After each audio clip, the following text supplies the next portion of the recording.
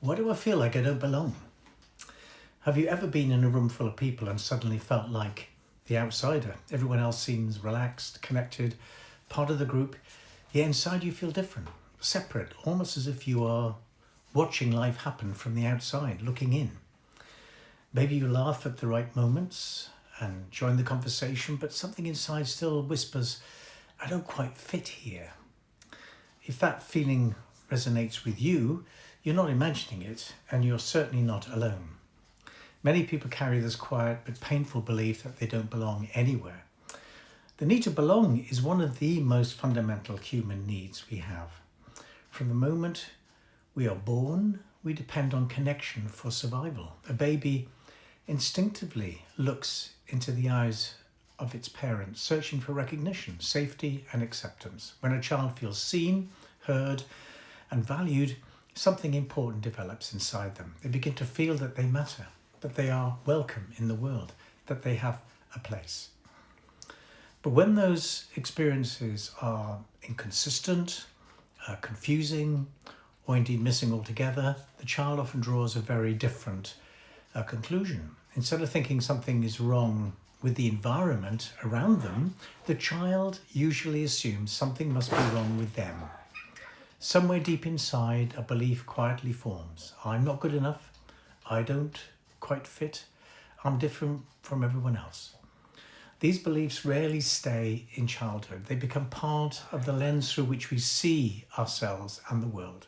Even when people accept us, invite us in, or value us, a part of us may still remain cautious, guarded, or disconnected.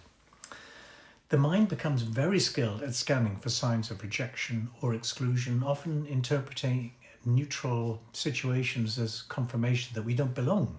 This is where another psychological process begins to take hold. Inside many people, there is a powerful inner critic. This voice repeats the messages we absorbed earlier in life, sometimes harshly reminding that we are not enough, that we must try harder, or that we must prove ourselves in order to be accepted or loved.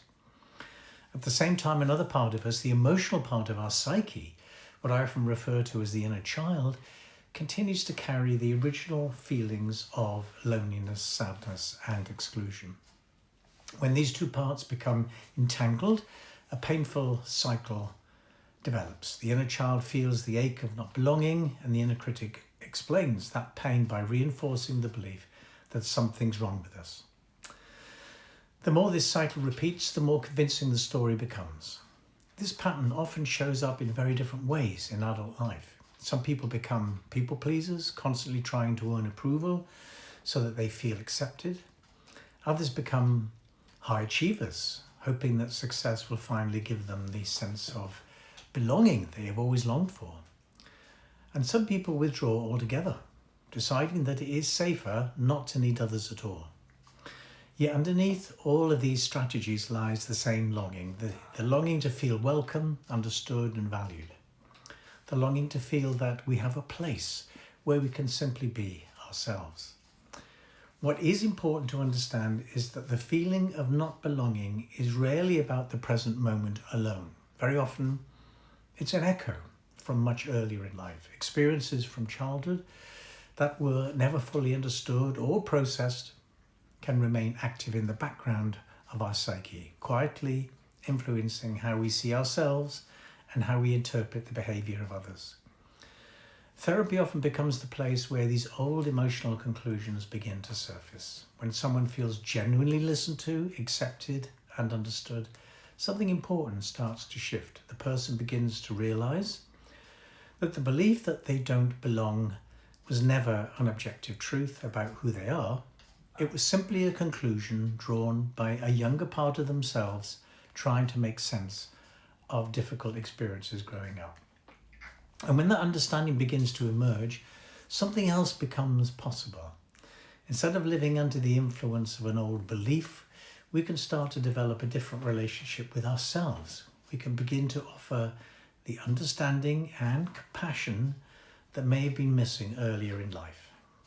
Belonging then stops being something we chase through approval, achievement, or indeed perfection. Instead, it becomes something deeper and more stable.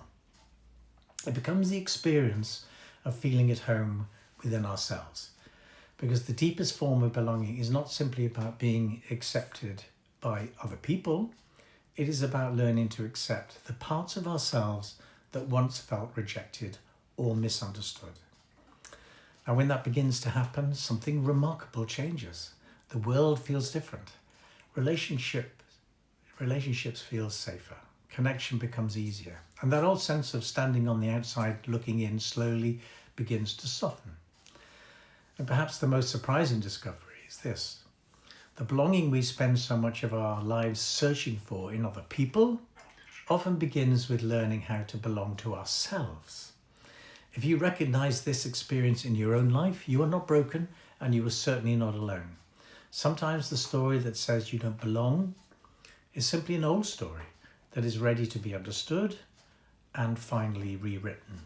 If you'd like to build a greater sense of belonging, visit my website, book a free discovery call. Let's see what's possible.